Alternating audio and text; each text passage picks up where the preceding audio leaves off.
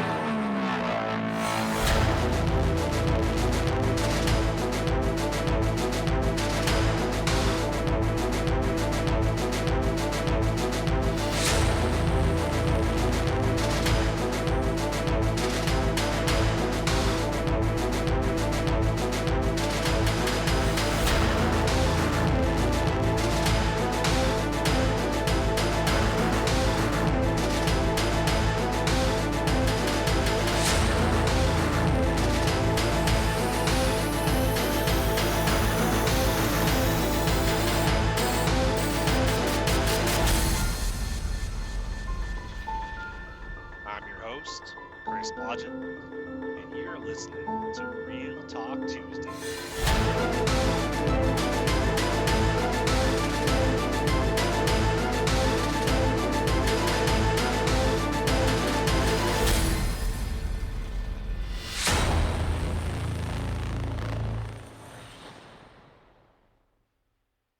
This week's topic: struggles, determination, and commitment. This is episode 204.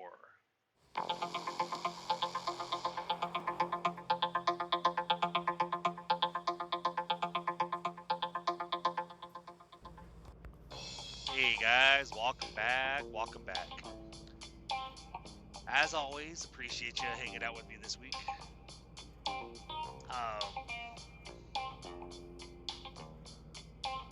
The inspiration for the current topic, what I try to do with this podcast is I'm all about keeping it real. And so I try to come up with topics that kind of relate to life as a whole, especially for me. But I also try to come up with topics that I feel might also relate to some of my listeners out there, some of you guys out there, or guys, girls, whatever, I try to be relatable. I try to keep it real with you. Like I always say, I'm not gonna bullshit you. I'm not gonna lie to you. That's why basically the main part of my show when it first started was Real Talk Tuesday. And so I'll admit there's a lot of times when I try to basically get ready to do these episodes where, I'm not gonna lie, I struggle a lot. Some weeks I can literally pop on here and it's like really easy, like I already know what topic I want to discuss. Usually those weeks are my better weeks. But where I feel like I could probably relate to others, and I'm sure, probably better to say others could probably relate to me as far as what I might be going through on some of those weeks, is we all have struggles. We all have things that have happened in our life that, for lack of a better word, have broken us. And sometimes people can get broken and manage to come out of that funk and not feel, basically like forget that they were even broken to begin with, or maybe they remember, but they don't feel like they're broken anymore. But I think on a more realistic note, I think a lot of us, we just get very good at taking the bandages and bandaging those breaks and, healing somewhat, but never being able to fully heal 100%. In some cases, it might be that somebody in your life, somebody close to you, did something that was just so horrific. So, I don't even have the right words for it, but basically so bad, like stabbed you in the back in a way, or did something that literally just destroyed trust, or maybe it's something that you never thought somebody close to you would have done. Maybe, let's say, one scenario, let's say you've been there for somebody for a long time, could be 10, 15, 20, 30 years, whatever. But at some point in that time frame, let's say that person that you've been there 100%, let's say you traveled for work, or even if you were home all the time or something, you were there, you were always present, you were always available. But let's say that person does something, whatever it may be, could be an affair, could be, I don't know, hurt a family member, did something, I don't know, whatever it is, whatever it was, the action in your mind was a complete betrayal. It was like a knife to the heart, knife to the back, whatever. And maybe you guys are able to work it out. You're able to move forward, continue just trying to work on things, trying to repair whatever was broken. There's nothing wrong with us if even years later, if there's still that crack, that break, and it looks better because it's not like broken and shattered, but there's still that crack, that break there that's being held together. It's always gonna be there. There's never gonna, hell, we might not ever actually be able to fully mend that break. And sometimes what would, and of course it depends on the situation, but let's say it has to do with them betraying you with someone else, or betray you in a certain, they did something else, like maybe they got a bad habit that basically they did something, basically it just destroyed the trust, cracks, whatever. You guys try to work it out, but then they continue to do with that action for years down the line.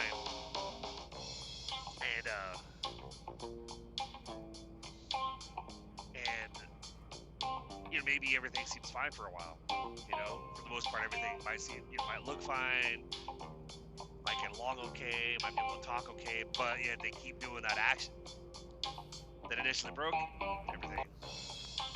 And it makes it, when it's like, I guess the best way I can describe it, because I thought for a long time, I was like, this is kind of what I'm motivated to talk about this week, but I don't know exactly how to word it, because that's the thing, like, you have the thoughts and feelings, but then it's like, all right, how do we broach the subject?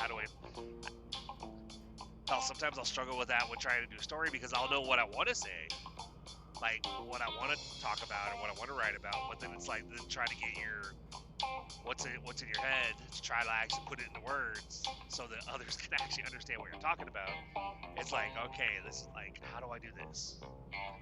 Because the best way I could describe something like that, like if you've ever experienced something in life, like a trauma or betrayal, or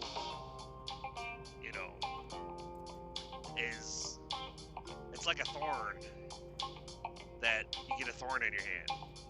So let's say the thorn is somebody does something to you in the past, or you experience some kind of betrayal, somebody's doing something,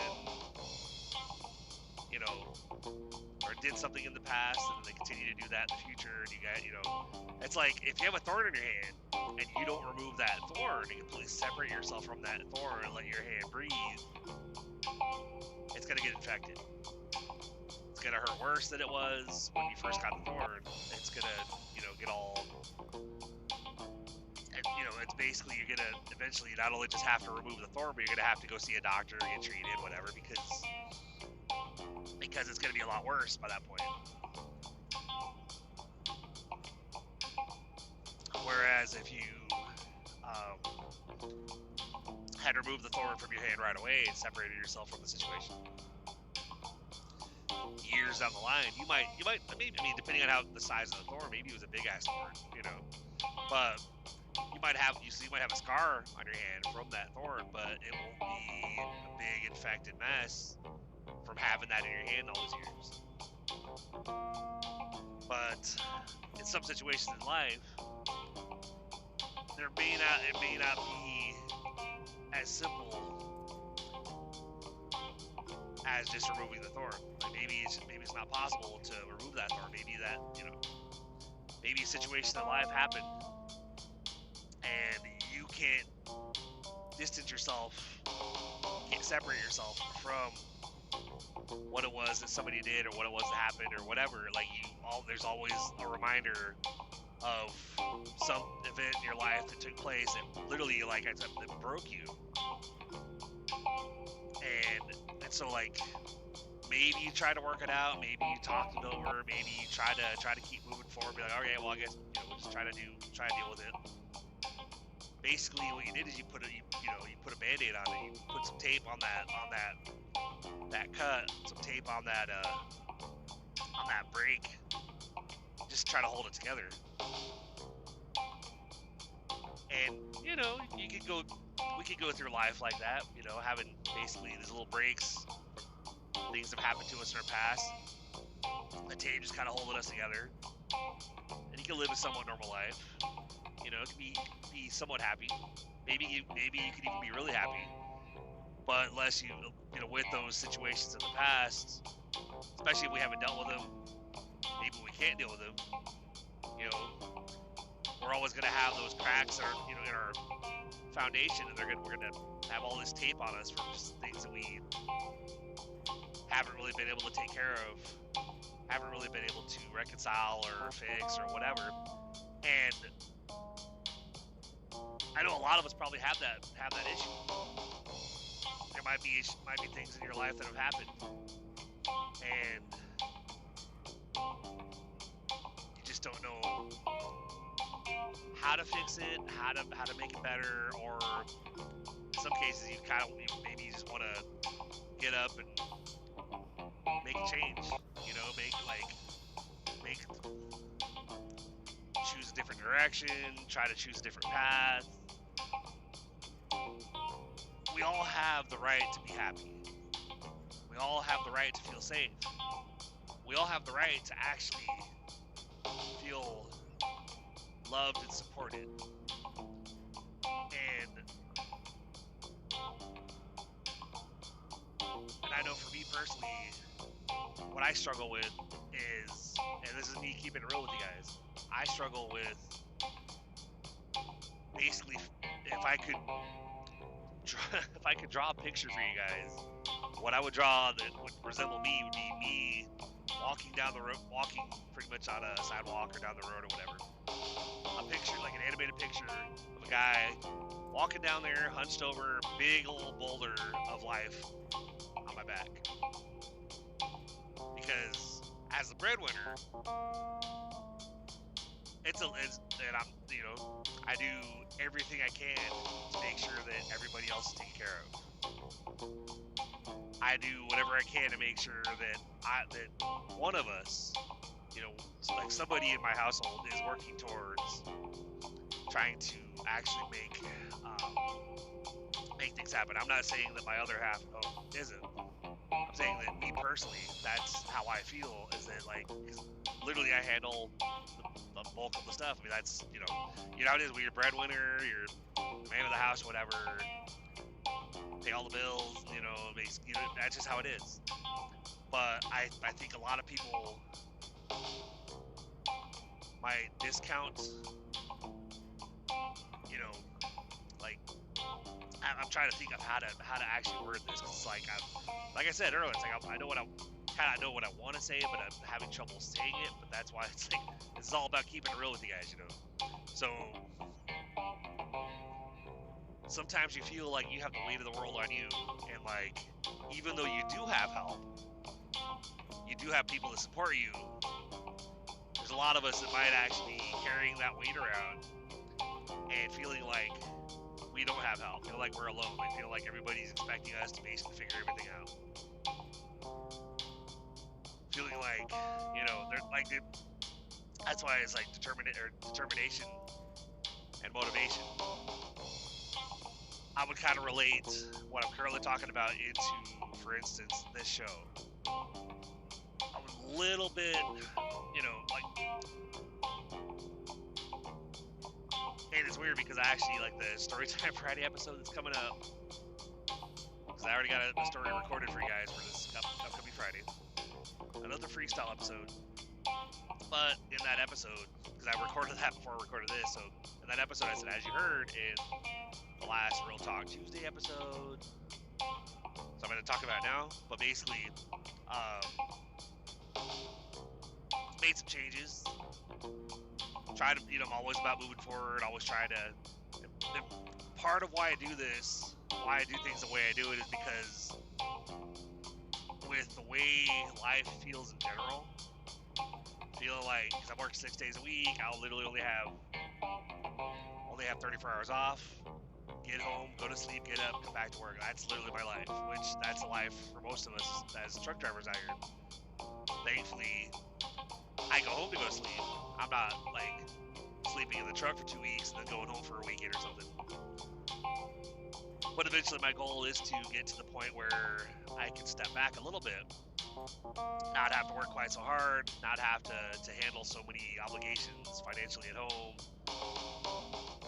I have dreams too, and it's like, one of the things that, for me, it's like, and I'm not saying this is exactly how it is, because I know my wife, I know we've had our fights, of course, where I've expressed how I feel, and of course she'll yell back at me like, I'm doing things too. Okay, all right, I'm not saying you're not. I'm just saying that I handle a lot of stuff, and I feel a lot like I'm weighed down by life in general, just weighed down by all the obligations that we have, all the expectations that we have, and it's like there's a lot of what I do as far as like working the job and taking care of stuff at home, that like if I were to like step back and not do it, then a lot of things that are very vital, that things would come crashing down. Certain things I feel would end up not happening, and things would get very bad very quickly.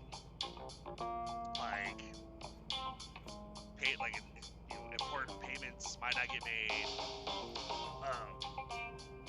Phone calls that need to happen probably wouldn't happen. Things for the kids probably wouldn't happen.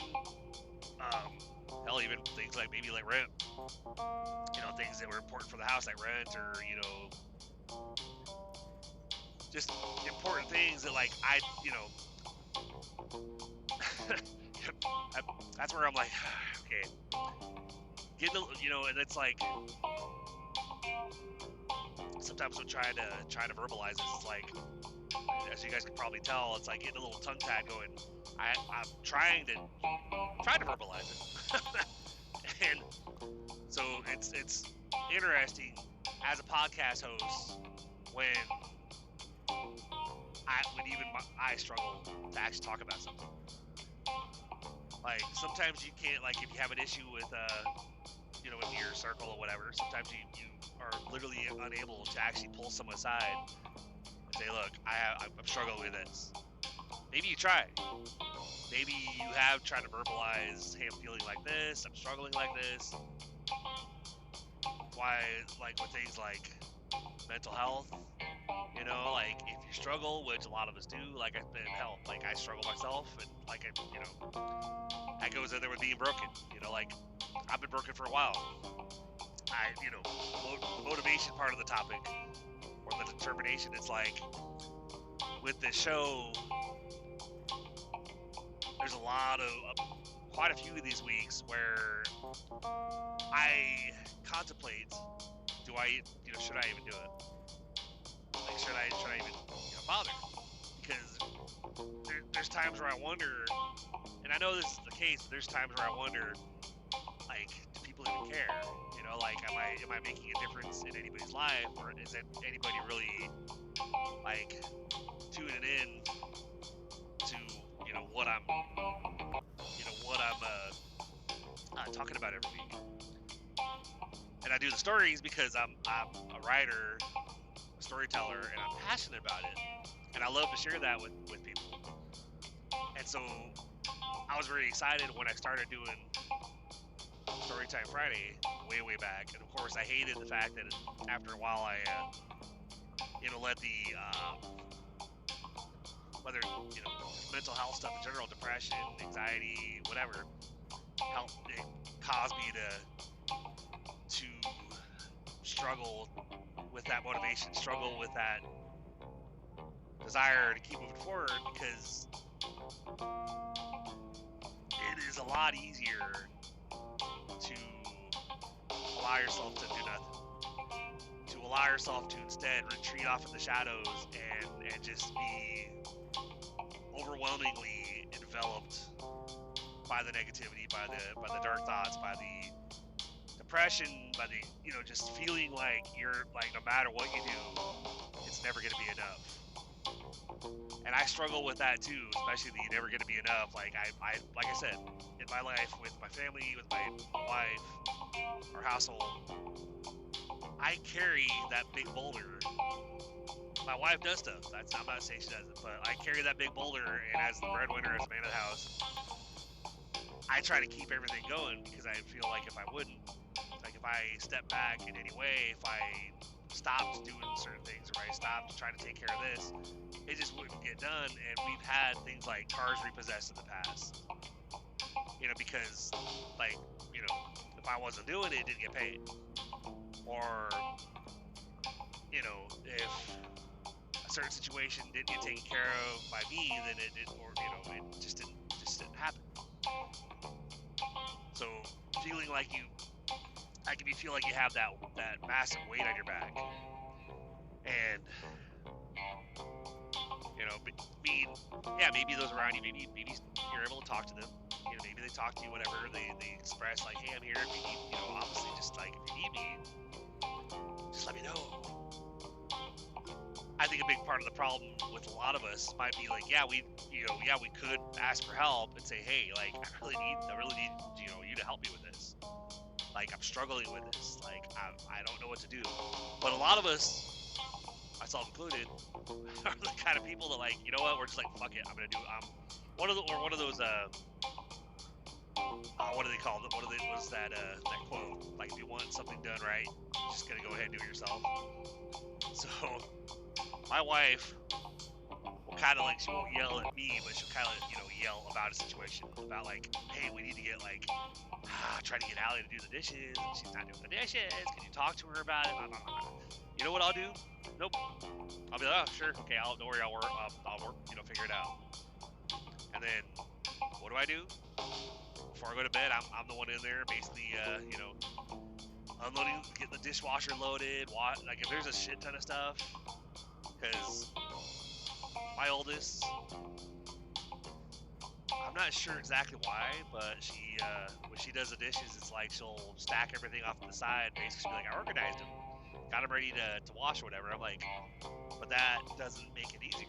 Like, why are we stacking them off to the side of the sink? Why don't we? Because I actually will soak them. Like, when they get stacked, they'll actually be still have stuff caked on them, whatever. So they like, my kids give me a hard time, because when I do the dishes, especially, with my limited time, I'm really not, like, I try to do it on my day off, try to help out a little bit more at home, do some cleaning, whatever.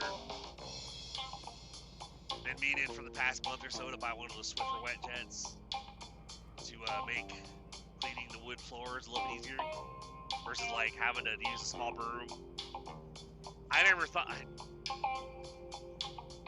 and I know others have probably done this, but like, we moved into our house, when I was doing my Tuesday through Saturday and Sunday, Monday off, and I still had part of the day when I'd get home, because I would have to be at work at 2 in the morning.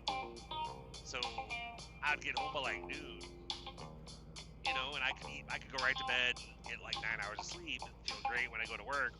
Or sometimes I would stay up to like 3 or 4, and I'd still get like 7 or 8 hours of sleep, so I'd still feel okay, because I could wake up as late as 1 a.m. and go to work. But me and my youngest, we had this routine for a while, on my days off. Like, Sunday when I was off, we wouldn't do it. we would, because I'd get home and I'd, lay down for a couple hours to get a couple hours of sleep, and then, or sometimes I wouldn't even go to bed at all. Like I would literally just go to bed early, so I would stay up all day. And then go to bed like probably 10:30. Get up Monday morning, feeling great because I got like 12 hours of sleep, and then have all day Monday off. And on Monday, on a regular day off where I actually slept, me and my youngest would actually, we have one of those mops that has a little, it's like a bucket that has, one side has the water, the other side has, because it's a round mop, you push the mop down in this little stick in the little round section, and you push it down, and a couple times it makes a spin and basically strain the water. So I would take the broom and I would basically sweep pretty much the whole house, and then we, of course, I'd fill the mop up, add some cleaner to it, whatever, and start mopping the floor. But it feels like it's a very slow, very painstaking task because you're talking like a regular broom, which is not very big. So trying to do the whole house, every big ass room, every square foot of wood floor with this little broom, and then every square foot of wood with this little mop. So like I joked with my kiddo about like, oh, like I almost want to get one of those big ass brooms that's like 3 feet wide or something, and get the entire floors swept with that, and then maybe get a better mop. But then I thought I should do the Swiffer wet jet, because have a little bit bigger pad, maybe like a foot or so wide, and be able to like do the spray and then mop, do a couple passes and do the spray, do a couple more passes. Probably gonna make the idea or the task of cleaning the house a little bit easier. But then of course I started my current route going to St. Louis and back. I've literally, like, I've been telling myself every week, oh, I need to get I want to get that Swiffer wet jet, so that way I can clean the house, whatever, but I just haven't done it because I'm only out on Sundays, and sometimes I have other stuff I'm trying to, things that I haven't been able to do throughout the week that I then try to focus on, like, all right, I'm going to knock this out. When I started getting back at Storytime Friday, when I did that very first story, one, the unspoken betrayal or whatever. I say very first, but that wasn't the first story, but that was the first one when we brought it back. So first one as when the Storytime Friday episodes returned. When I did that one, I had to actually get that story read. I really don't have a whole lot of time to do it, especially if it's a story that takes like between 2 and 3 hours to read the whole story. So if I get home at 6 a.m. on Sunday, and I try to sleep till like noon, sometimes I'll oversleep, wake up at 2 or 3, that means I have to hang out with the fam, maybe clean the house possibly, and still figure out how to get that story recorded. So lately, that's why I've been doing the freestyle episodes, because to go with motivation and determination, no matter how I feel, which again, there's carrying that, feeling like that character with the big boulder on my back, handling everything, trying to make sure everything is in order, trying to make sure that everybody's good, that the house is paid, that we have the car insurance, and the basic, just to handle making sure all the major things are taken care of. I struggle with wanting to just because I'm so, and another thing is too is like I don't get a lot of sleep. Like I sleep as much as I possibly can so that I can drive, but part of it is burnout, I guess, because like I am looking forward to taking time off, like a week or whatever. I would have already done it, but I want to go down to see my parents for like at least a week, and my youngest basically expressed that, whenever you decide to go, whenever you put time off in, just let me know the date so I can let my work know, because I want to go with you. I'm like, oh, okay, are you sure? She's like, yeah, I really want to go with you. I'm like, okay. She was my only issue when we go down to see grandma and grandpa is like, it's really boring there. And I'm like, yeah, well, because both my parents are fully retired, so they don't do a whole lot. I mean, as far as from like when we're there seeing them, like they're in the room watching, or the family room, because they got a DVR, watching the different shows they have. You know how the DVR record, you can set it to record certain series you might be watching. I haven't done that in a long time, because we're a streaming family, so we have like Netflix, Hulu, Amazon Prime, and that's basically where we watch all our stuff, is all the different streaming platforms. But my parents basically, so like when we visited them last time to pick up the car that's going to be my daughter's car,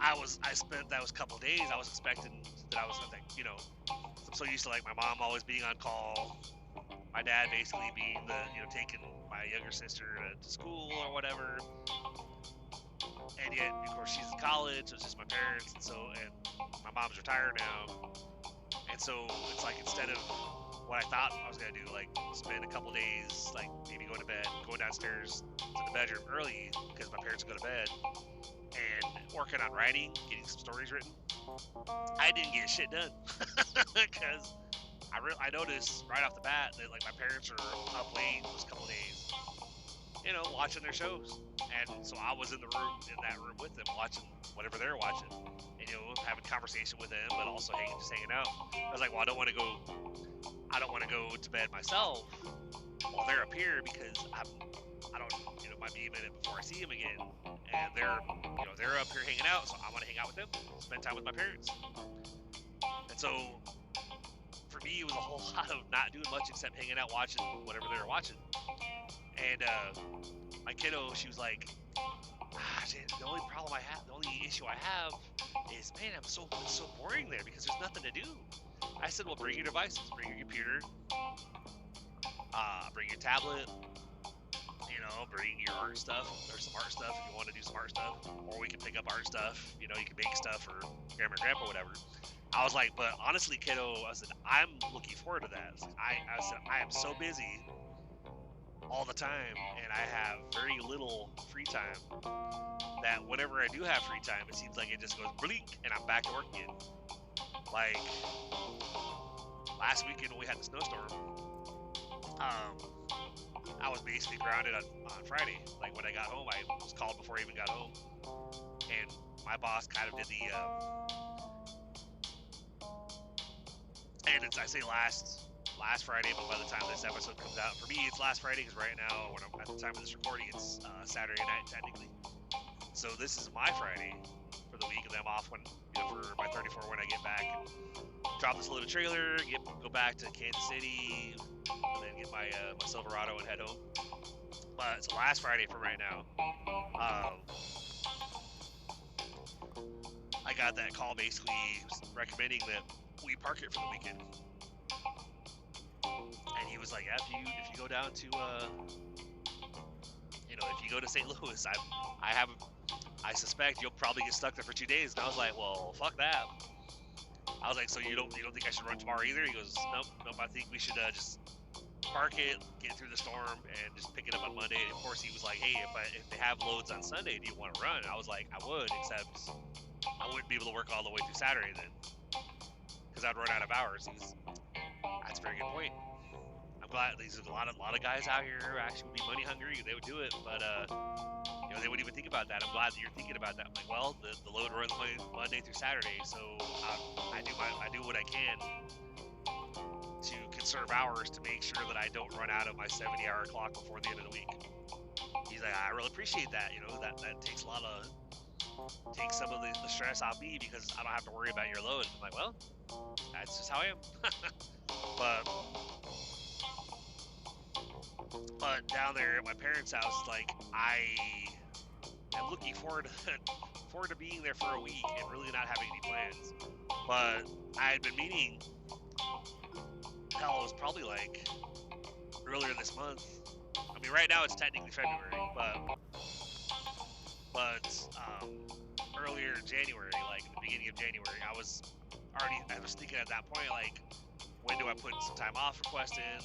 Like thinking, okay, I want to put at least 2 weeks. 2 weeks, like, notice or whatever, to put it for a week off or whatever.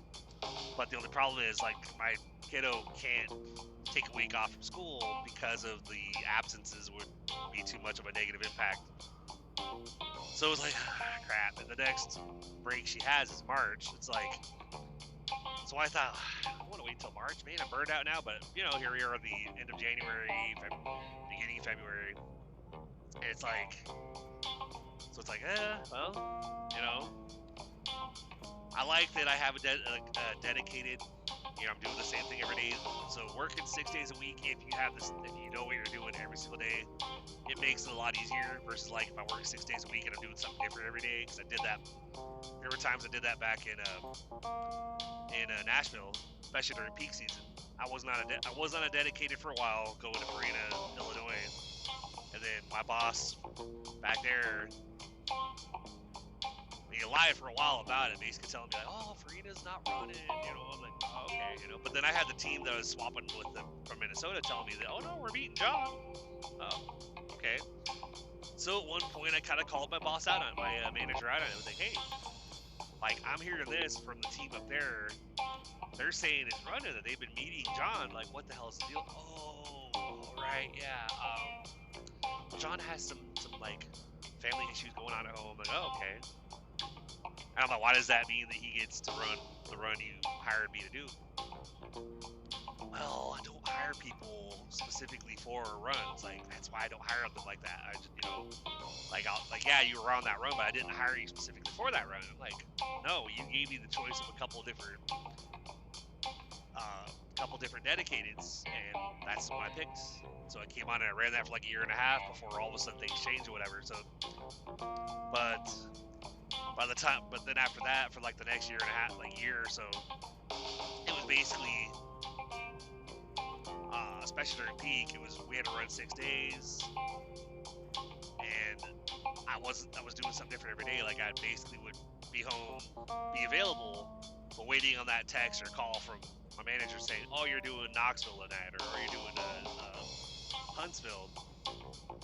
There were days that I absolutely hated my job back there just because of, like, yeah, I was making good money because I had a lot of stops, but I would run 4 different legs, 2 trailers and a dolly.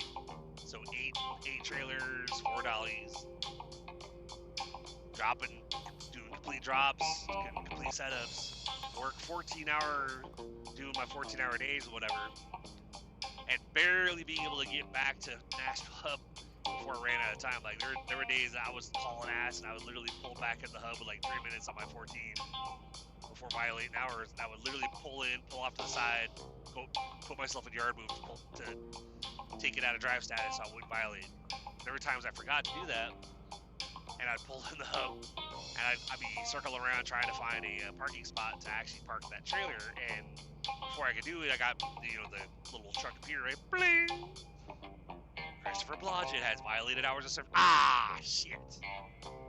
So I'd pull off before I even find a space, go ahead and put myself in yard move to basically pull myself off of a violation and keep trying to find a space. But it's like, I had a lot of days like that, and it's stressful. Like, I mean, yeah, it's, you know, all those stops. I'm a creature of habit. Like, I like to know what I'm doing. I like to be able to depend, you know, I like to be like kind of like a consistent schedule. And so when I came up here and I was coming at like 2 a.m., I wasn't necessarily, I mean, for the first month and a half or so, I was actually doing a 6-day work week, and I was doing quite a bit of work. It was like going to Coffeyville. Well, first I went to like Olathe, you know, ran a set of doubles over to Olathe, and then brought a set of doubles back to Kansas City, and then I would pick up a set of doubles going to Coffeyville and back. Because the normal, I guess, carrier or contractor that was doing the Coffeyville run, I guess, they'd fallen off, and so they needed it covered, so he brought me on doing that, and so I did that for like 6 weeks. It was like, oh my god, my paychecks are awesome, you know, and yeah, it was a lot of work, but I noticed that, like, after a couple weeks, I was like, yeah, I'm tired of shit, but I like that I know what I'm doing each night. Like, I don't have to call it, so what are we doing tonight? Because back there in Nashville, the problem I had with my job back there, which I thought about quitting for a while because of just how, there's some weeks that, some weeks I would get my 5 days. A lot of weeks though, it was a very common thing each week to actually to get like 3 or 4 days out of the 5 because I'd have some, like I said, I would get up, be ready, be available, and then I'd get the text from my boss saying like, hey, you're doing Huntsville, you're doing this, you're doing that. Okay, cool.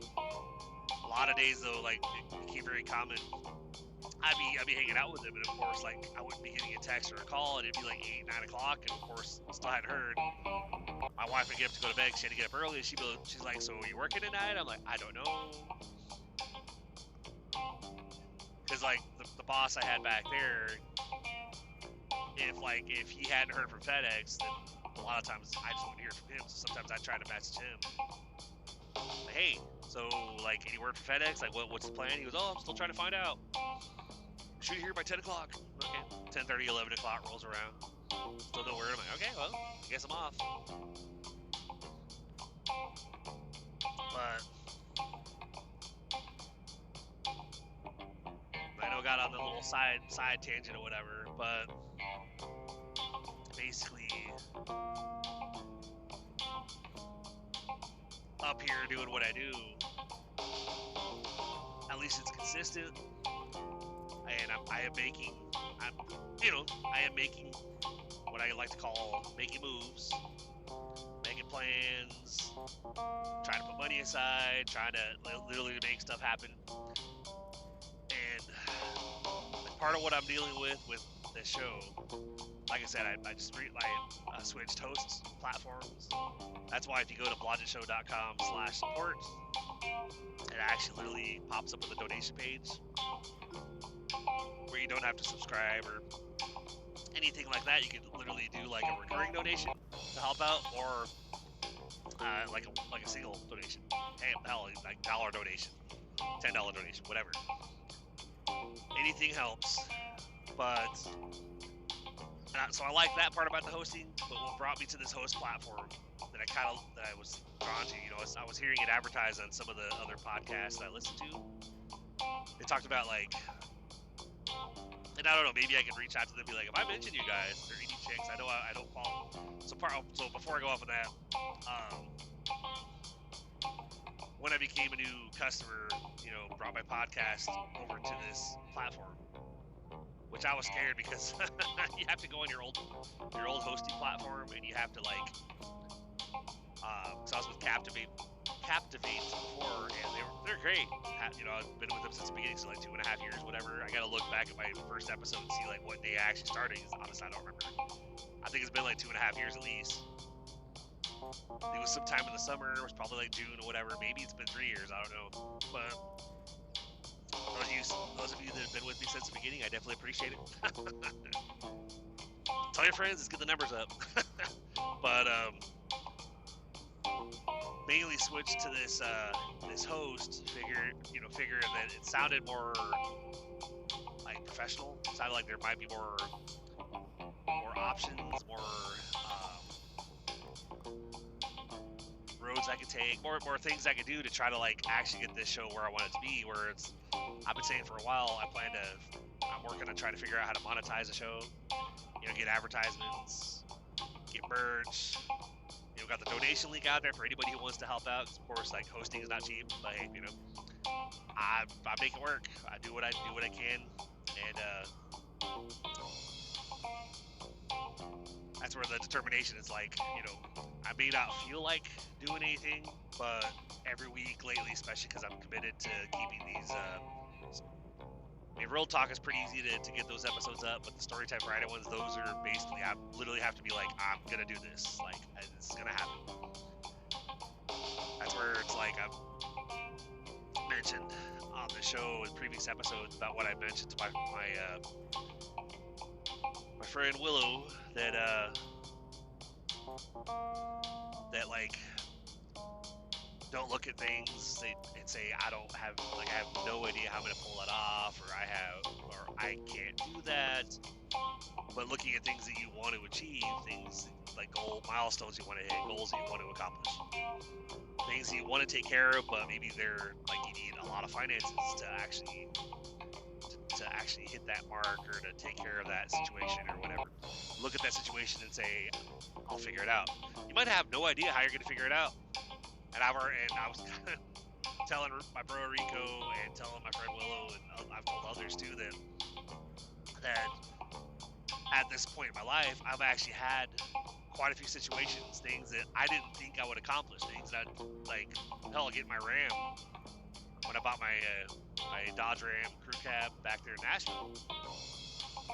My credit isn't exactly the greatest, so it's like for a while I'd be out on the road, and of course I'm dreaming, drooling over these trucks that I want to get one day, and I would have trucks pass me, and it's like, oh man.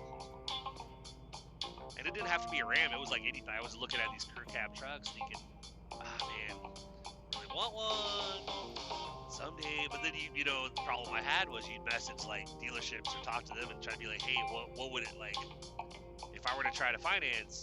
What would it take? And I got most of the dealerships were ridiculous. There's a lot of them that were ridiculous. Like, oh, that $16,000 truck, we want $12,000 down, and we'll finance the remaining $4,000. I'm like, fuck you.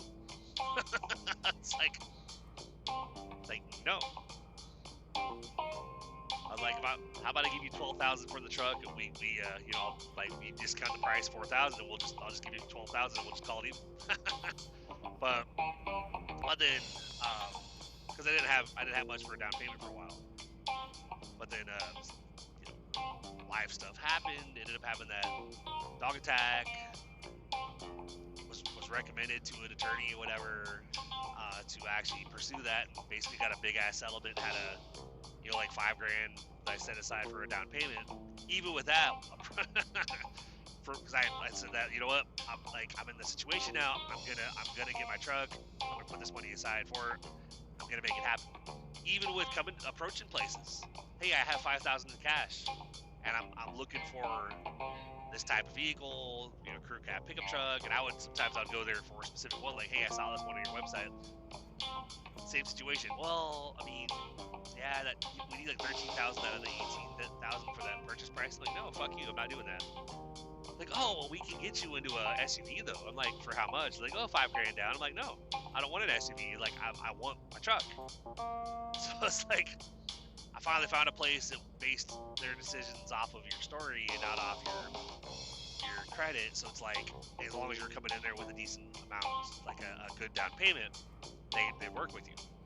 And they did. I was surprised. I came in there and I felt like so terrified making that trip to go talk to them and try to do the deal, because I had $5,000 in cash in an envelope, and I had like my coat on or whatever, and I had the envelope literally inside the breasts, like the inside of the jacket, in this Uber, and I was kind of just, I had it zipped up, so it was like I wasn't carrying an envelope or whatever, but I was still like, I could get robbed. Because I had said, could I get you like a check, like a cashier's check from the bank for that amount? They're like, well, yeah, but then it might take a little while to clear, so cash is better. I'm like, okay. It's fun. I think I've only gone to a bank a few times to actually get like cash check or whatever, and get like big ass amounts, like $5,000 or whatever, or $10,000. I haven't done it very often in my life. There's been a couple times. It's like sometimes the banks struggle. I don't know if we have, like, are you okay with small bills? Because like, I don't know if we have enough hundreds to deal. Like, I don't care what denominations it is, or what. I think that's right term for the different numbers. Like, it's like I don't care what bills you give to me. It's like if it's $2 bills, $1 bills, 5s, 10s, 100s, whatever. I was like, I just need this X amount. The total amount is what I care about. Whatever, if you guys want to give me 500 ones, I said I will have to pull my phone out and record the dealership count and all that shit. And I would laugh my ass off, but I'd be like, this is what they gave me. Sorry, I know it's gonna take you guys like 45 minutes to count all that, unless they have a machine they can put it into and it just sucks it all through, and like immediately within like 5 minutes counts 500. I'm like, that's cheating. Gotta sit there by hand, man. 1, 2, 3, 4, 5, 6, 7, 8, 9, 10, 11, 12. But But situations in life changed and stuff happened, and I got my Ram. And then coming up here, part of what I did up here to get us up here was I had my Ram actually paid off. But in order to get us up here, because like again, when you look at things like this, I want to accomplish this, I want to take care of this, I want to make this happen. Really wanted to get us out of Nashville, mainly because of like housing costs, just to make because my wife and my oldest were basically applying at places down there in Nashville, and even though they were both working their jobs, they were trying to get better jobs, and like neither of them could really find anything better. And coming up here would get my wife closer to her family, and it'd be like half the distance to my parents instead of 800 miles. So it's like when I start going down there to see them, it'll be an easier trip. But I did a title loan on my truck to get us up here. That was part of the funds I used to deal with the movers and all that bullshit that we had to deal with. But that was like an $8,000 loan. We did it, got us out of there, got us in the house up here. But then realized how predatory that title loan was going to be on the truck. I was expecting to be like, hey, I just got like a regular monthly payment, and usually have a grace period on the payments. Like you have hey, you can be up to 30 days late as long as you're not 31, you're still good.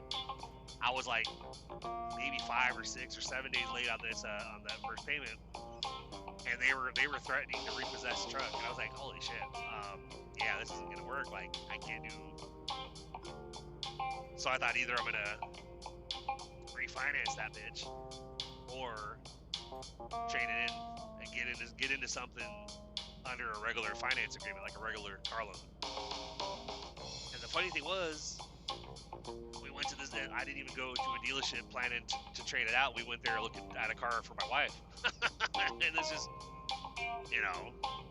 randomly started talking to me about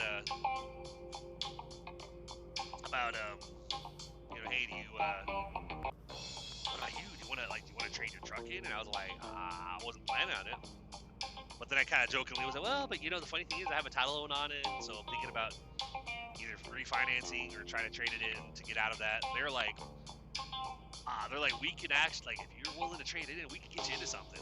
We'll pay off your title loan. We'll get you into a regular finance deal. Like, we can do it. I'm like, all right, I'll talk to you. Like, let's see what you got. Let's do this. And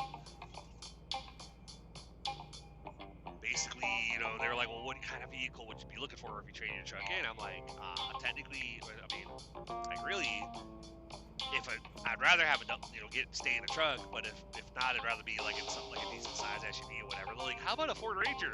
No. I was like, I want a real truck. Just kidding. No offense to anybody who has a Ranger. They're really, especially the new ones, they're really nice trucks. They're like, well, why do you want a full-size truck? Like, I was like, because I want to have the option to tow if I need to. Well, what do you tow? I said, the other cars in our family sometimes. Maybe a U-Haul, whatever. I was like towing my wife's car or whatever. I was like, I want to be able to at least do some truck work if I have to. Oh, okay, all right, yeah, we got you. We'll figure something out. Hold on, Then basically, after a little while, they basically went back and, hey, let's show you your truck. I'm like, I'm scared, but okay. Walked out and saw this the Silverado 15 or this with all the literally all the bells and whistles, like leather seats, heated seats. The only feature that I've heard of that my truck doesn't have is a heated steering wheel, which with the cold up here, I kind of wish it did. Because even with the heated seats going and the heat blasting, we're at 4 degrees right now on the thermostat right now. So I'll get in my truck, get ready to go home, and that fucking steering wheel is like, woo, holy crap, where you're like, not leaving your hand on it like continuous because it's like so cold. It's like, oh, that's cold. Ow, geez. But it's funny, getting the Ram took like that took work and, you know, big down payment and, you know, managed to achieve that or whatever, then got that paid off, and then getting my current truck, it was like, I felt like it was like nothing at all. Like literally was like I already had my current truck or my Ram, and I was able to turn around and, yeah, sure, I'll trade that in if you can work a deal and you can figure something out and you get me out of that title loan. And they did, and it was like, it didn't really feel like I had to work much to get my current truck. So I was like, all right, cool, you know.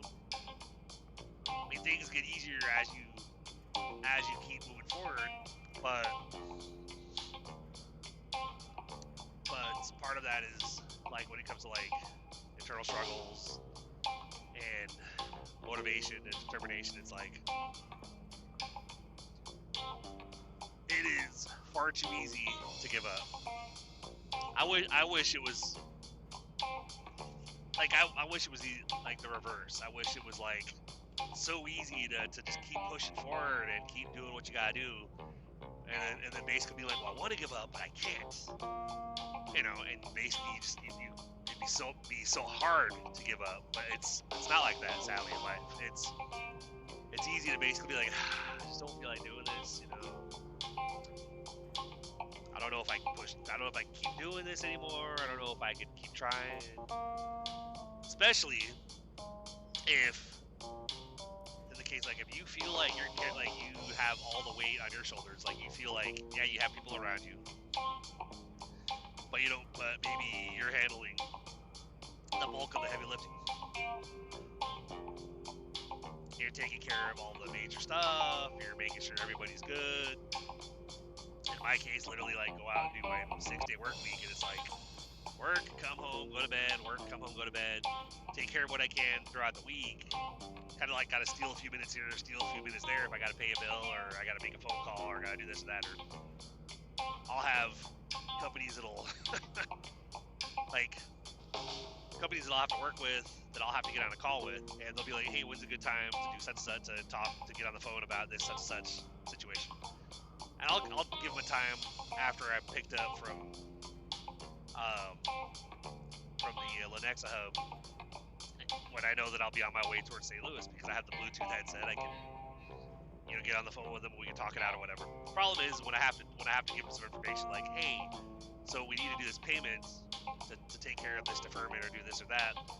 Can you give me your card number? And then I'm like, fuck, hold on a second.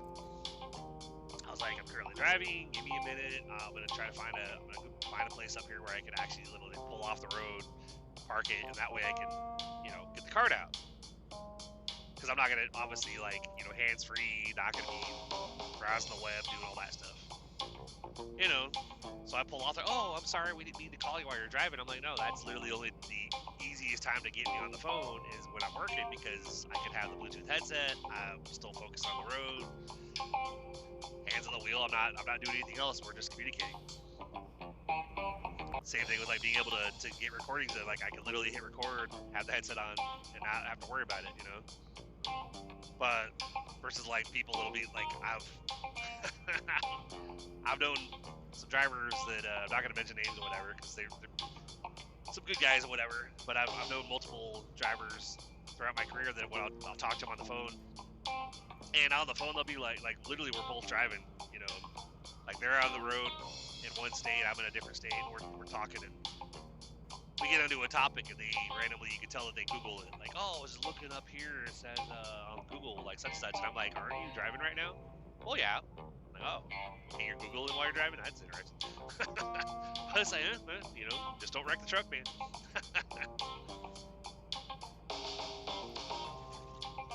But, so, then of course you have those momentary, you know, brain farts, where it's like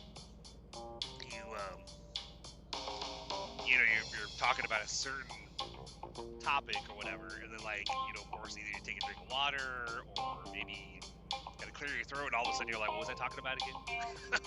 But, you know, if you feel like you carry a lot of the weight in your life, like, you try to help all those around you. it's okay to feel overwhelmed. It's okay to feel like, feel the struggles. Hell, it's okay for us that we feel, those of us that feel like we're, and I know there's a lot of us, that have been broken for a while. We've been struggling for a while. For me, if I stop putting forth the efforts in this show, I'm not gonna lie to you guys, like, even with over 200 episodes posted, I've had a lot of occasions, hell, even recently, where the thoughts crossed my mind, like, should I just let the podcast go? Should I just stop? Like, I'd probably switch it over. If I did that, I'd probably switch it over somewhere like Spotify, where the show could stay available to everybody. There just wouldn't be any new episodes. But I'm like, yeah, but that's not what my goal is. Like, my goal is to get this show to a whole another level, and have it monetized, have merch, have donations coming in, lots of downloads. So on that note, to get back to the hosting platform, they have, I have regular downloads every week. So I appreciate, again, those of you that tune in and listen, whatever. I appreciate you. The hosting platform, it has an advertising section, like an advertising platform that you can opt in for. That's kind of what drew me to their service, because I thought, hey, maybe that'll help for me to grow the show, because I'm always about, I want to keep moving forward. I want to keep making stuff happen. I want to work towards goals and dreams, whatever. Because again, with goals that we have over here, it's like, I'm not saying this is how it is, but this is how it feels for me. Is that I feel like if I don't get us there, it's just not going to happen. Because I know I had a show, or I think I might have had an episode a while back where I said, like, talkers versus action takers. It's really easy to say someday.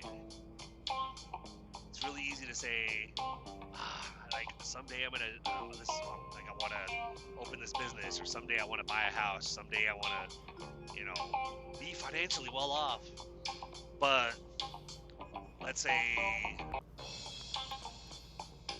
that, you just like there's spenders and savers. So, like, let's say, you get paid, and, you're always looking online, scrolling through different, like, whether Instagram, Facebook, whatever, you're seeing advertisements for some of these cool products that they might be listing online, and, oh, that's really cool, I'm going to order that. And then, it's never a financial plan, like, hey, I'm going to put this money aside, going to work towards this goal. It's, hey, I got paid, I ordered this, I ordered that.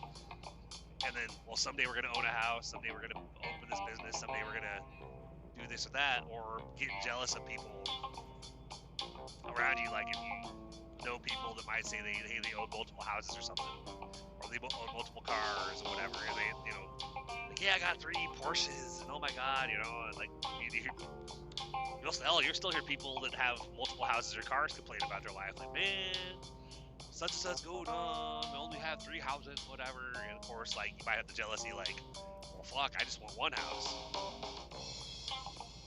But one of the things I've always said is that we have to go out there and actually be the ones to make it happen. Because if you just say, well, someday, then someday is never going to happen unless you take action towards those goals, towards those dreams. So it's like, anything I've done has been trying to take another step towards, or another step in the direction I want to go.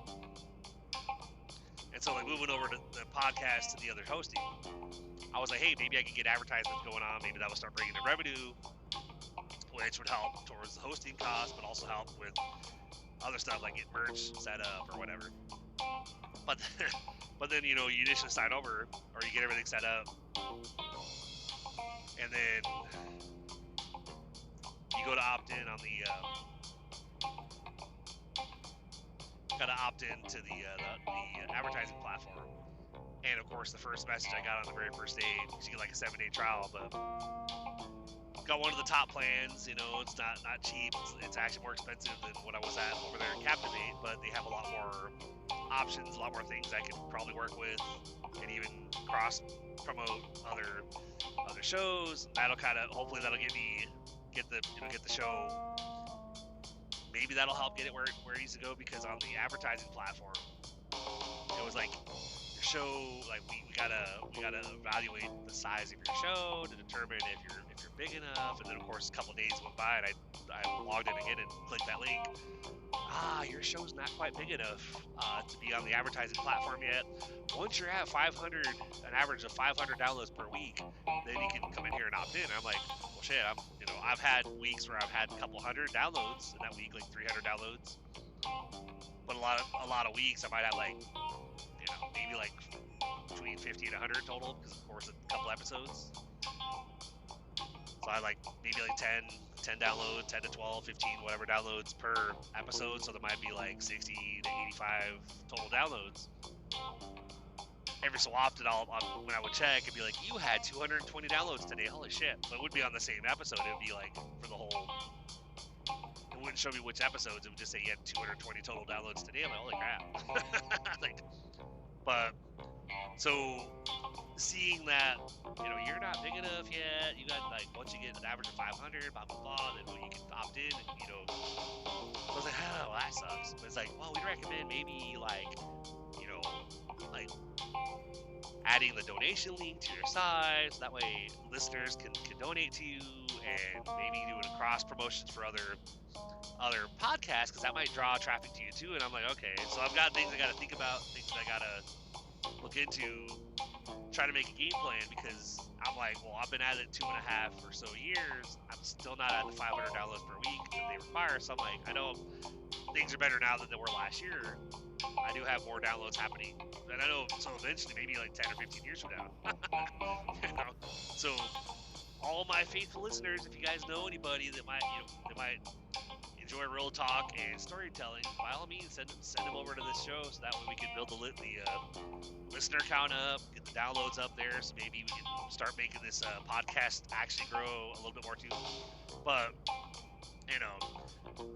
seeing that message on the advertising platform, of course, it discouraged me a little bit, because I'm like, because I'm always trying to make stuff happen, and I'm, it seems like I can feel that things are getting better. I can feel that things are actually like moving in the right direction. Financially, things are going to happen. The income is shifting. I know that I'm on. That's why I'm trying to do, practice what I preach. It's like speaking the positivity, speaking it out into existence, manifesting what I want. I know it's going to happen, and like I've said before, looking at it going, I'll figure it out. I might not fully believe it at the time, but I'm even telling myself, you know what, like, I know where I want to be, and I know what I want to accomplish with the show. Don't know how I'm going to do it, but I'm going to figure it out. And so it's like, that's all we can do, carry the weight of the world on your shoulders, have the goals in your mind, and, like the kind of the vision board in your mind, or make it an actual vision board with the goals you want to accomplish, and then just look at those, even if they seem impossible, and tell yourself, I'm going to make this happen. I'm going to figure this out. Hell, like last week, I was making, it's like I got this, what I'm dealing with out here is that it's like when you're behind somebody on the road, and you go to pass them, and they speed up, so you get back behind them. Then you get back behind them, all of a sudden the speed drops again, and I'm like, you motherfucker, will you fucking learn how to drive? Especially when it's a tractor trailer. Come on, guys, we're better than this. Put your cruise on. Quit speeding up and slowing down. I've had truckers that I was with the last couple of days that speed limit was 65 or 70, and I got behind somebody with barricades on both sides. The cement barriers. Got behind somebody going 40. Literally got over to pass him. I got up to 65. That fucking asshole got up to 65. So I was like, all right. So I got back behind him. Fucker slowed back down to 40. So then, as he was, I could tell as he was braking, and nobody in front of him. I'm going, dude, why are you braking? Are you trying to be a dick? What the hell? So I waited. I literally I had my foot on the accelerator, but I wasn't accelerating yet. And I waited till I could tell he braked. And all of a sudden, I saw his speed drop. I started to gain on him pretty quick. Hammer down, change lanes. I got by him, and I could tell he tried to speed up, but I got by him and passed him before he could do anything. And then another truck came up on him, and they passed him as well. And it's like, dude, if I can get by you, I'm gonna get by you. I'm not gonna crawl behind you and have my trip home take another 45 minutes because you, for whatever reason, are going super slow when there's nobody around. Man. So basically, we gotta, when there's things that you want to do, things that you think might be impossible, or you're having weeks, where you're feeling the effects of being broken. Is the best way I can describe it. Like, you feel that break, that wound that's taped up, that's just being held together with duct tape. And, some weeks maybe you don't even notice it. You're like, hey, things are great. I'm doing great. This week's awesome. And then other weeks you're like, I don't even want to get out of bed. I've had those days. Like, hell, last week, I enjoyed the weekend off. There are some things that I wish would have actually been gone a little bit differently that week or that weekend.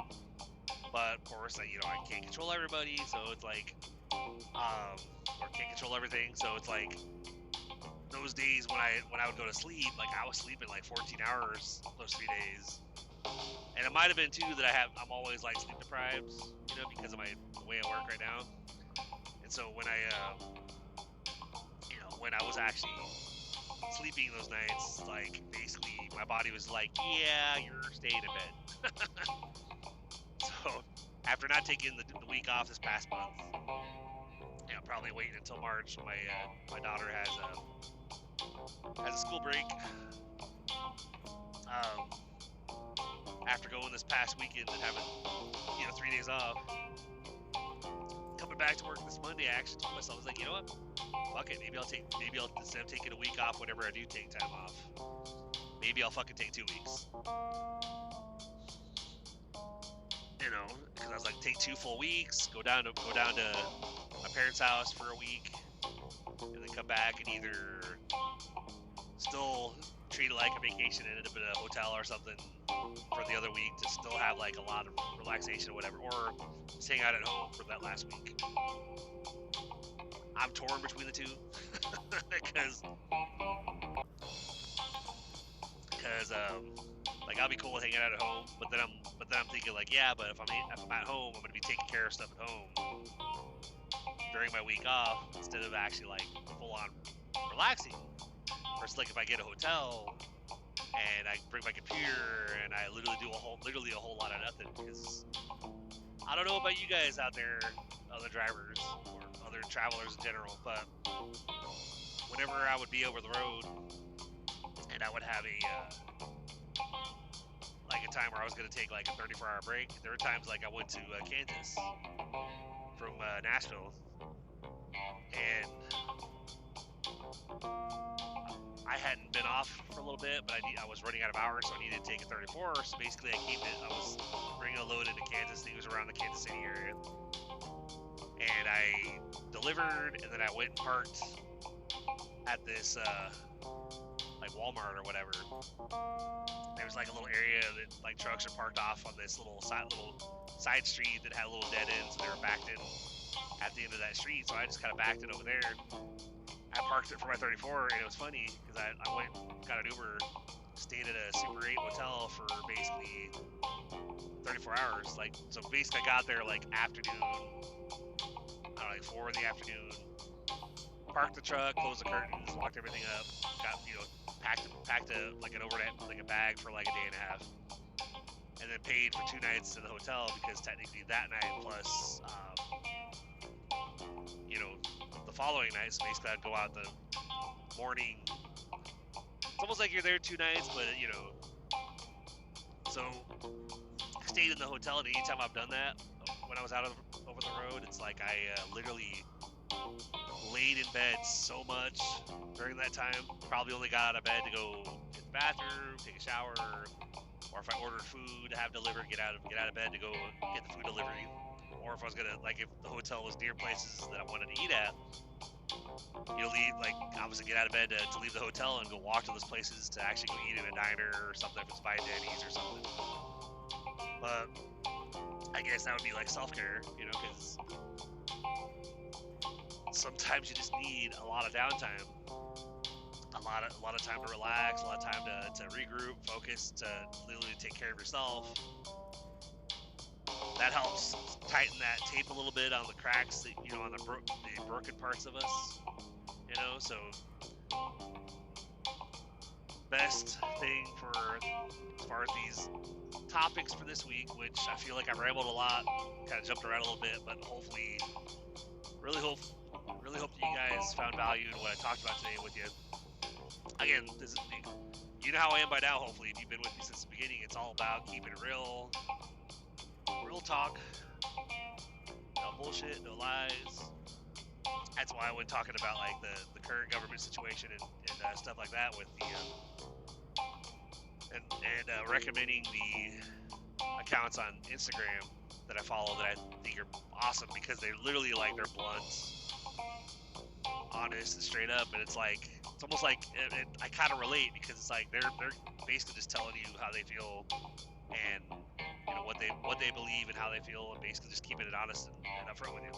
And I'm like, I relate, because basically that's what I do here. I don't make shit up. I'm literally just 100% on here keeping it real with you guys, and of course expressing like my struggles and whatnot, because like obviously like I don't plan to go anywhere, or I don't plan to have this show go anywhere, and so I am committed and determined, no matter how I feel each week, even when I feel like I can't do it, but I can't, but I still do it. Hell, telling the story for this upcoming Friday, sometimes in my struggles, like I'll still come up with the story, but I'll admit I use ChatGPT to be like, hey, give me some ideas. Like, tell me a little bit of a short story, like a really, really short story that I could probably turn around and try to turn it into like a actual, like a long story, like a longer story. Like, give me some ideas of where I can, like, what direction I can go, and basically, then I love that I was able to give it like a British accent, like a British voice, like a female British voice. It's like, well, some great ideas, or such and such, blah blah blah. You can go this route, you can do something like this, and I'm like, huh. That's a really good idea. I was like, if I were to do something like that, and I was asking little questions, which probably, I believe I mentioned when I closed out that episode, so maybe you guys are going to hear a little bit of repeat going on in the closing of this Friday's episode, but it's like asking questions like, well, if I were to do certain characters in that story, like if I were to make it British, would these names actually fit with British ladies or whatever? And they're like, absolutely, those names are pretty popular in UK. And it's like, so sometimes you need some you need to outsource like some ideas and some motivation and some, hell, I thought about tonight being like, because I was trying to, all right, I need to do the real talk episode. I thought about going on and be like, hey, well, I did ask a few questions on ChatGPT about like, this is kind of what I want to talk about on this episode, but what would be a good actual topic, blah blah, and it's, it helped a little bit, but it didn't help as much as when I was asking about like story suggestion, plots and whatnot, So part of it tonight with feeling how I feel this week, because sometimes that when you feel like you're carrying the weight, when you feel like you're all alone, even though you're not alone, like you do have people around you that care or whatever, but maybe they care, but they maybe, it's like, as the head of the household, I got my kids, my oldest and my youngest. My youngest, I'm trying to be that motivation, motivational push for her, like, hey, we need to make sure that we're getting to school and we're not missing even if we don't feel well, unless we're like on the flu. But I was like, I don't want you to miss too many days and have to repeat it next year. I really want you to but not trying to push and be like, you won't go to school. Like, I'm trying to do like, look, like I don't want you to have to repeat it, but if you choose to miss too many days, then taking the choices consequences route, like obviously if you want to call out of school, that's on you, but if you miss too many days, then you'll just be repeating it next year, and that's entirely on you. Like, this is not us making the decision, because this is your school, this is your high school or your senior year. So it's like, but so got the trying to be there for her, and between my two kiddos or whatever, it's like, I know, like, maybe she's young, maybe she's because she's the youngest or whatever, but it's like, I feel with her that she actually has the most interest in wanting to actually hang out with me. When I'm off, like, it's she and I to do stuff. Like, my oldest is 24, she's kind of more the independent, wants to just be left alone. So I do what I can to, if she needs help with something or needs a ride somewhere, needs money for something, try to do what I can to be there for her, while also trying to give her independence, but also being like, but I'm taking care of everything in the house, like keeping everything paid, keeping everything on, and taking you when you gotta go somewhere. So it's like, I'm not gonna lie, there's, whether it's with my kids or my wife, it's like, I would love for things to be a little bit different, but a lot of that I don't have any control over because of my current schedule. So it's like, kind of had those conversations with my wife about, like, look, like, I'm doing everything I'm doing with podcasts, with the side hustles aside from the podcast, that because I got the books that I got to publish, it's like, doing everything I'm doing because I don't want to be out here for the next 30 years working the schedule, because honestly, like, health wise, like, I don't think I'd have another 30 years left in me to do what I'm currently doing, because, like, I'm literally like work, eat, sleep. So love what I do, and I can do this for, I don't know, maybe I can figure it out with the health and stuff, even with my current schedule. But I also, like, two of my goals are time freedom, time freedom and financial freedom. So it's like, working on both those, got like things I'm putting in the works, things I'm starting to do, and making those moves every week, making plans, continuing to do what I have to do. It's like, with this podcast, I know if I stop, then it's just gonna flop. Probably still have downloads, but it would just never go anywhere. It would just be, hey, this podcast that I found over here, the podcast show, has 200 whatever episodes, but the last episode was like 2 years ago. Like, it hasn't been updated since. It's like, I don't want that to be the case. I want the show to actually keep going. I want to keep doing episodes every week. I want to keep doing stories, but I want it to grow also, to get to that point where, like, I want to be able to do the advertising stuff, but obviously I need 500 downloads, like average of 500 downloads per week to do that. So it's like little things that discourage you, but yet, then you gotta be like, all right, well, again, not saying I can't do it, looking at that going, all right, well, like I've been saying this whole time that I've been on the show, I'll figure it out. I'm gonna keep working on it. I'm gonna keep researching and trying to figure out what I need to do or what I can do. And it's tough with limited free time, but gotta keep trying to do it. But like, it's like, I know I mentioned to you guys over the weekend, this past weekend, when we hung out a lot with my youngest, which that was pretty nice. Went to the store, right, a couple times, got groceries, whatever, and went out. Basically, like, we're crazy, because literally I'm like, hey, let's go get Baskin Robbins. I know a lot of people are like, it's 9 degrees, why are you getting frozen yogurt? Because it's fucking good, that's why. I don't eat it out in the cold. Go pick up food, pick up Baskin Robbins, and then when we get home, because we brought food home, we'll immediately put the bag with the Baskin Robbins, like the waffle cones and whatnot, put that directly in our chest freezer, our deep freeze, and so that way it stays frozen. We'll go eat, and then of course my youngest will be like, do you want your ice cream? Like, yes ma'am. But I was making the Blodgett recipe guac, which, you know, never lost a challenge with that. Like, it's one of those that's been in the family for a while, and like I've had people challenge me, like, I have this store-bought kind, it's the best. I'm like, okay. Or they made their own and challenge me, like, I bet ours would beat yours. And I'm like, okay, like I don't have to challenge them. Like, people challenge me. It's like, you bring your guac, I'll bring mine, and you know, to that one get together, we'll see who's still left over. And of course, mine's always gone, and their bowl is still full. I'm like, I've never made any money off it. Like, I've never bet them with money, like wagered or whatever. Even though I should have, like, hey, I'll bet you 500. You know, would have been easy money. But I told my kiddo, I was like, it's on my list to maybe form an LLC and, you know, form an actual company and literally start packaging and selling the Blodgett guac, you know, the family recipe, the Blodgett guacamole, whatever. And she was like, well, because my wife wants to do a food truck. So, of course, my daughter, she's like, well, like, yeah, like at the food truck. I was like, well, that's going to take a minute because the food truck that my wife wants is like, she wants the one with all the bells and whistles, fully decked out. It's like 85 grand. I'm like, yeah. I'm cool with getting a cheaper one, like 20, 30,000. That we gotta maybe do some repairs on or whatever. But she was like, oh, but this one has everything. And this is like, okay, I understand, but 85,000, maybe 85 fucking grand.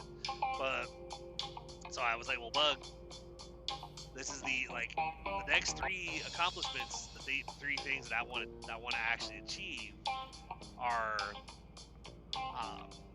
officially buy a house, whether it's our current house or you know, different house, like get mortgaged or whatever, and actually buy a house, be homeowners instead of renters.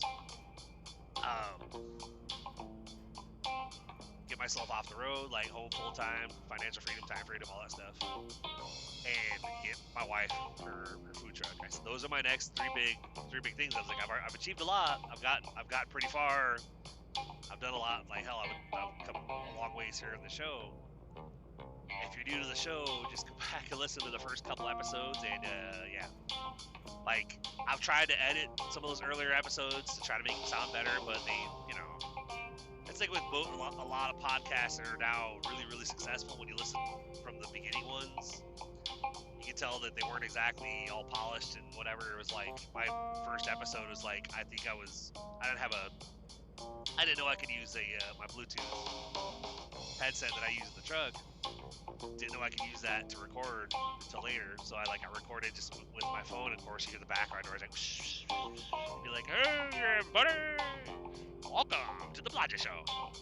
And it's like, now you listen, and I got the sound effects and the background music, so like I've made strides and come a long way. It's why like my bro Rico would talk about podcasts. He's like, bro, you should try this other editing software. And you know, you can do so much, like got all these different things. I'm like, yeah, but that would require I learn a new program. And you know, right now as it is, because of my schedule and what I do a lot of it from my phone. Sometimes I do record on the computer with my condenser mic, and I have a recording app that I'll use. It's not anything special. It's literally just one of those where you can record sound files. So I'll just bring this app up, plug my mic into the computer, hit record, and start talking. And but then otherwise, for all the edits and stuff, I literally do that on the phone. And even after I finally, and I'm gonna put it out there to the universe, you know, even after the show takes off and, you know, it's monetized and we got donations rolling in and we got merch and, you know, all the other, you know, got some, maybe published some of the storytime volumes. Even after all that happens, I'll still probably do the edits from my phone, because it's just what I've been doing this whole time. It's just, for me, it's just easier. I can learn new ways of doing stuff. It's just that stresses me out a little bit, because unless you have a lot of time to work with, trying to learn these new ways of doing something could be a real pain in the ass. But then, of course, you might learn how to do it and be like, okay, now I know how to do it. It's not that bad. So, anyway, y'all. All we can do, let's say you feel like you're carrying the weight of the world, you feel like maybe you feel like people do have your back, maybe you don't maybe you kind of feel like they do, but they don't. Or, you have weeks where you struggle, where it's like you think about all the stuff you're trying to do and all the nobody, maybe you don't feel like you really have too much help in your life with you're the one trying to make stuff happen. Or you struggle with, because we're broken. Or, you struggle with mental health because of being broken or whatever. All we could do, it's like I always say, some of the quotes I have and stuff, where it's like, we only fail if we quit, give up, and walk away. Looking at this truck that's exiting off the road, like, thank God, because there's a truck in front of me that kept trying to pass him, and I think that's a truck that I tried to pass, and then tried to pass, and then wasn't, like, he kept speeding up or whatever, so I said fuck it, got behind him. But we don't fail if we quit, we only fail if we quit, give up, and walk away. So as long as we keep getting back up and trying again, and again telling ourselves, I'm gonna figure it out, like refusing to stay down, like my current schedule, I've committed to just coming out here and be like, buckle down, head down, do my 6 days, do my best to try to like take care of myself on my day off. Sometimes it's, just gotta do less. Because even though I want to get out of the house and do stuff, when I only have that one day off, I had one Sunday like 2 weeks ago that I didn't do anything. Like, it was so cold outside, it was like 15 degrees, I was like, I don't want to go out. So I didn't leave. Like, I parked that morning when I got home, I took a 5-hour nap, got up. I had to order stuff I needed from the store, but I just basically had DoorDashed it, I ordered it, had it delivered. And then food, I did the same thing. Like, I ordered Mexican that night. Of course, my wife's oldest, who's like a full-blood sibling to my oldest. One of those, it's kind of weird situation. But, but she, or they will come over and be hanging with my oldest, who's their younger sister, who I adopted when she was 10, so that kind of gives you an idea of what I'm talking about. I finally officially adopted her when she was 10, after being in the picture since my oldest was 5. And I only met my wife's oldest like a couple years back. So, but they were hanging out downstairs. My youngest was in her room. Me and the wife were watching something. And of course, I ordered Mexican, and I literally, got food for everybody. And so it's like,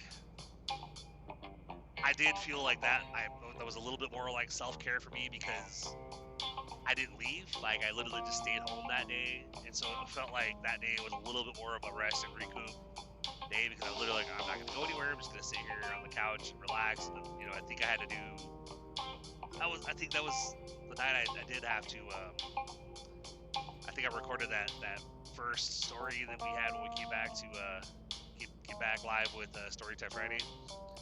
But now, what I'm trying to do, still the same thing, trying to get myself less that I have to do on my day off, is getting these recorded, especially the Storytime Friday. Like the Real Talk, technically I can, that's because this one's a little bit longer, but usually it's like hour, 45 minutes, hour and a half, whatever.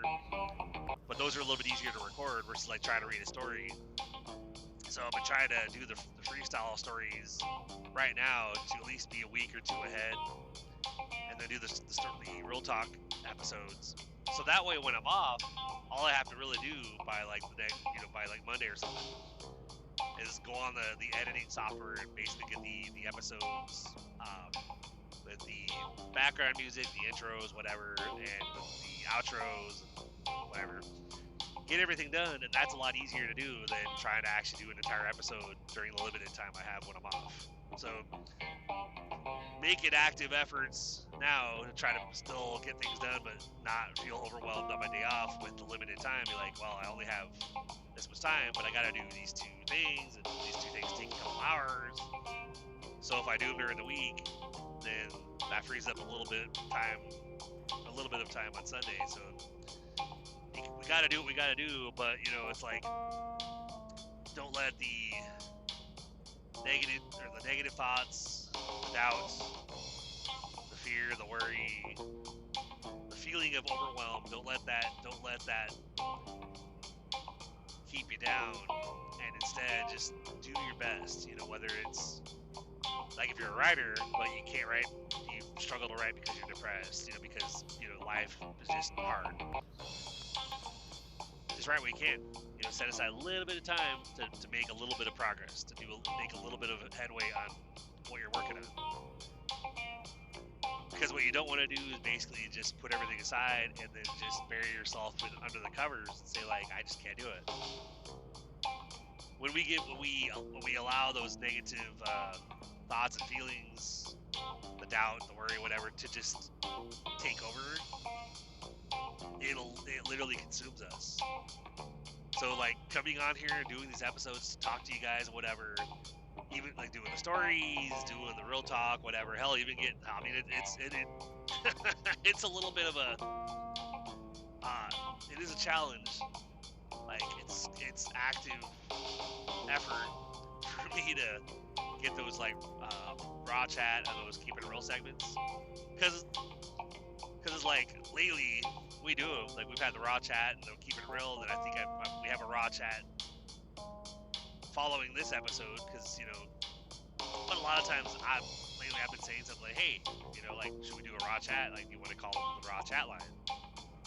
Keeping it real, it's like, I like Rico and Barry, like, I'll reach out to them and be like, hey, you guys want to do a call this week? And they're all gung ho, especially Barry, like, hey, yeah, let's do it, man. What day works for you? And I'm like, well, like, I'm back here Monday through Saturday, like, any of those days. Said I can't promise I can do it on Sunday because I don't have a lot of time to really just do a lot of work. But, like, if there was ever a weekend where, like, my wife went somewhere and it was just me home alone, then I'd probably get a lot of shit done. Probably get, an episode or two recorded, maybe get a story written, and basically make headway. But when you got the family there, it's like, you got to prioritize. It's like, so I don't want to be working on my day off and not spending time with them because I don't really see them a whole lot during the week. So it's like, you gotta do what you gotta do, but I'd rather spend what time I can with them, while at the same time trying to do what I can to make moves, like I said earlier. Taking action, making stuff happen, working towards those goals. And lately, especially, because I have the moments where I feel that level of being broken. From past events, from things that happened, things that were done, betrayals that happened, whatever. Or being broken just from feeling like you're the one that's taking care of everything, that has to handle everything. Has to carry the weight of the world. Again, others around you might be like, well, we do such and such. Okay, yeah, no, I'm not saying you don't do anything. You know how it is. People around you might be like, we got your back. We're here. I'm like, I know. I was like, but it just depends on how you're there. Because maybe you're carrying a weight, and maybe you're in the best position to take care of stuff. So others that may not be in that same position with their jobs or whatever, maybe they just can't do as much. So it's like, it's fine. But it doesn't take away from or invalidate how you feel as far as, like, being overwhelmed, being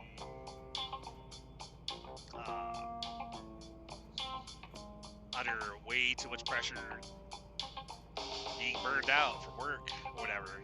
It's like, so keep pushing forward, keep believing, even when you don't feel it. It's like dealing with, like, relationships and stuff where somebody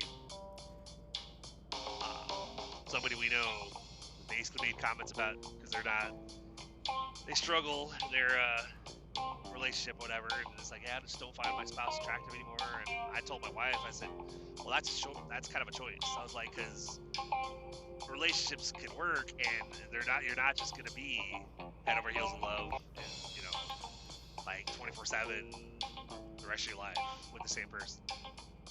You gotta. It's one of those things where, like, I've always heard that you got to do the actions and the feelings will follow. Like, if both people in a relationship are committed, and let's say they're doing date nights, they're spending time together, they're making time for each other, you know, and they're showing they're being supportive of one another versus like one, like, everything like a relationship, especially, it takes two. So like one person, like with my ex, for instance, love her, but thankfully, like, I don't have any ill will towards her because it's been like 20 years since I had anything to do with her. So it's like I've done nothing against her now. But back then, when we split up, it was mainly because, like, that last 6 months of our marriage, it was like I was basically being ignored. I was the one I was trying to salvage our marriage. Like, I, you know, felt like we were drifting apart, and was setting up date nights, and you know, making dinners from scratch, candlelight, or, you know, candles, flowers, whatever. And then basically she would just not show up. And then when I finally said, okay, I can't do this anymore, and I left, suddenly I was the one that was emotionally abusive. I'm like, you were the one ignoring me. Like, I was actively trying to make things work with you, but you had no interest in going to therapy. You didn't, you know, or going to counseling, whatever. So it's like, I walked away because I felt like it was apparently a toxic marriage, and I was the only one that wanted to save it. So you gotta focus on yourself. You gotta, you know, I mean, yeah, you want to focus on things around you, like your family and stuff, but first and foremost, like, you're no good to the people around you, your family, your friends, whatever, if you let that whatever has you broken, if you let it, you know, you just, like, you don't try to do what you can to try to maintain that. Probably never going to fully heal. Probably never going to be able to get rid of that break, have that, be able to take the tape off, you know, have just a scar or whatever. Probably going to be broken all the time, which is fine. You know, it's how we made it. It's what we do, choices we make and stuff, how we move forward, even with that break that we, you know, it's what we do that matters. The choices that we had, like, whether we give up, whether we keep going, you know. So, on that note, guys, as always, I appreciate you being here. But like I said, keep pushing forward, keep believing. No matter what your goal is, believe you can, believe you will, and tell yourself, I will figure it out. I'm gonna make this shit happen. I am going to make X amount of dollars a year by such and such. I'm going to get such and such job by this point in time. I'm gonna have great health. I'm going to, you know, especially like my case, I'm going to accomplish the financial freedom and time freedom. I'm going to be able to literally be home with my family while not worrying about money and having all the time in the world to basically go to the gym, work out, whatever, travel, see family and friends, see my parents, while, you know, because they're getting up there in age, and it's like, I know that time is precious. So it's like, if you have family and friends that you haven't seen for a while, that you want to see, don't put it off. Don't wait. Don't make excuses for why you can't go and do the things you want to do, because eventually we're all going to get to that age in life where we're going to look back, and we're either going to look back and be like, I've accomplished everything I wanted to do. I have all the income that I was after. My family's nice to set up. We have a house. We have this, that, whatever. We have all these assets and stuff. We have, like, I'm leaving a legacy for my family. Or you look back and you go, well, I've been working this job for 40 years. I've got my Social Security income, my retirement, whatever. But I'm not financially well off. Like, I still live, like, I'm a limited income. I live check to check, whatever. I'd always dreamed about doing such and such for a living, and I never went for it. And you look back with regret. So, believe you can, believe you will. Tell yourself you're going to figure it out. And no matter if you have the doubts, keep looking, like, keep researching, keep looking up things online about, like, trying to figure out ways that you might be able to make that a reality. But don't be discouraged if it doesn't happen like within a couple months or a year or a couple years. But like, set your goals, set the things you want, and then go out there and, or, you know, no matter how much time it takes, keep trying to figure out how you're gonna make it happen. When we got our stuff delivered by the movers up here, they had our stuff in storage for 4 months. They were wanting $12,000, and I was like, everybody in my family was basically had the defeated attitude. My wife a little bit, not too much, but my youngest was all like, man, I lost all my stuff. And I was like, you didn't lose all your stuff. I was like, we're gonna get our stuff back. Like, I don't know how. I don't know how long it's gonna take. I was like, but we're gonna get our stuff back. Like, I'm determined that we're gonna make that happen. And of course it did. Like, I figured it out. I got everything, worked everything out and stuff to the point where, you know, I think when it came down to it, I still paid a lot of money. It wasn't 12 grand. I was able to talk him down, but the owner of the moving company, stay away from Planet Movers. You know, the owner of that company, it's like, Mo, what can I say, man? Sorry, not sorry, man. I appreciate you worked with me, but you kind of still kind of got fucked over with the whole situation. But I appreciate you worked with me, so thank you. But it took a while, but I think he just got to the point where he just didn't want to like deal with me anymore, because I was being that constantly emailing, constantly calling, thorn in his side. So 4 months later, we finally got our stuff delivered. I was telling my kiddo, I was like, see, I told you, like I was gonna make it happen. I just didn't know how. I didn't know when, didn't know what I was gonna have to do, how much I was gonna have to pay, but it happened. So set a goal, or look at your goals, look at your dreams, your wishes, whatever that you want to accomplish, and then just make it happen. And in the meantime, while you're working on all that stuff, you're having your doubts, whatever, but don't speak those doubts. Like, I don't know if I can do it. Have those doubts, that's fine. Have the dark thoughts or negativity creep over you, but then speak what you want. Speak the goals that you have. Speak the, call it into existence. I'm gonna make this happen. One of the things that I like to do constantly, I attract health, I attract wealth, I attract extreme abundance. I attract financial blessings for my family. And it works. Speaking positivity into your life. Hell, my wife last a week or so back, she actually the job she was at for 6 months, she, of course they're kind of dicks anyway, so she wasn't too upset about it, but she lost that job. They gave her a bullshit reason, so that's why she very easily got approved for unemployment, because it wasn't something job related. It was some bullshit thing like, yeah, you clock in from outside the door instead of inside when you badge in, and so they let her go after 6 months of doing that. Never a problem. But within a week, she was already she's had multiple interviews. She has at least one job offer, so it's very quick. I was like, damn, you weren't unemployed that long. But I'm not surprised either, because of course I know that a lot of good things are coming into our life. Changes are happening. I'm working on making things better. Got some big things, some big changes that are gonna definitely change our finances. And at some point with the podcast, like I said, I will make it happen.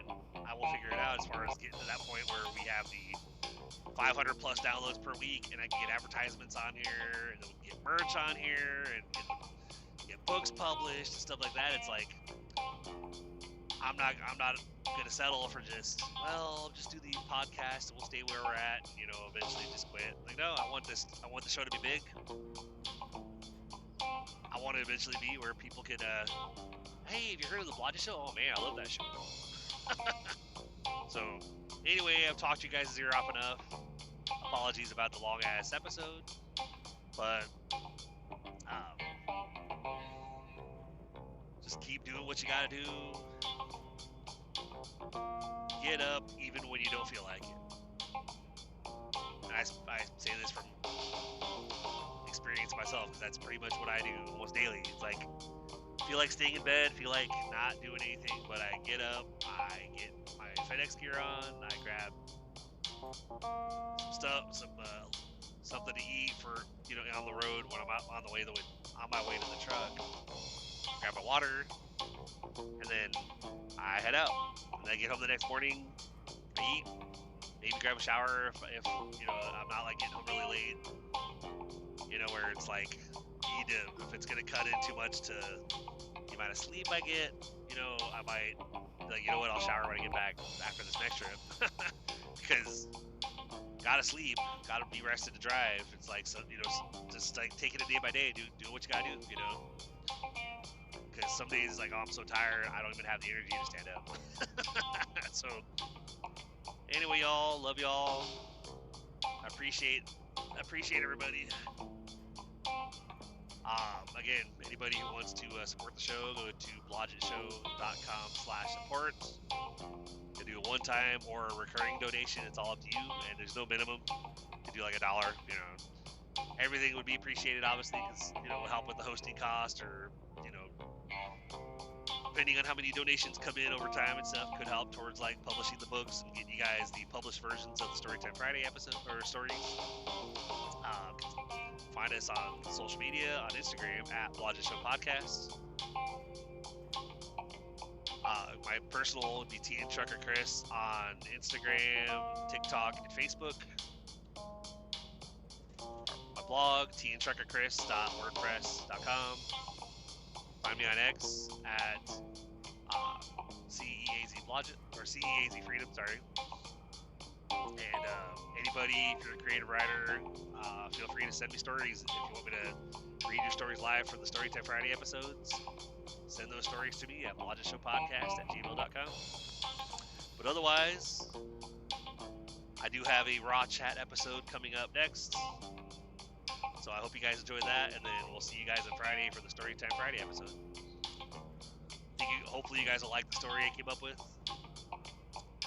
Keep moving forward, doing what I gotta do every week, guys. Trying to keep those episodes, these real talk episodes and those stories coming for you. So, on that note, you guys have a great rest of your week. Again, apologies about how long this episode is, but I feel like it was a lot of good stuff covered, and hopefully some of you guys out there can relate to some of the things I talked about. Real talk, guys, real talk. But you guys have a great rest of your week, and I will talk to you on the next one. Have a good one.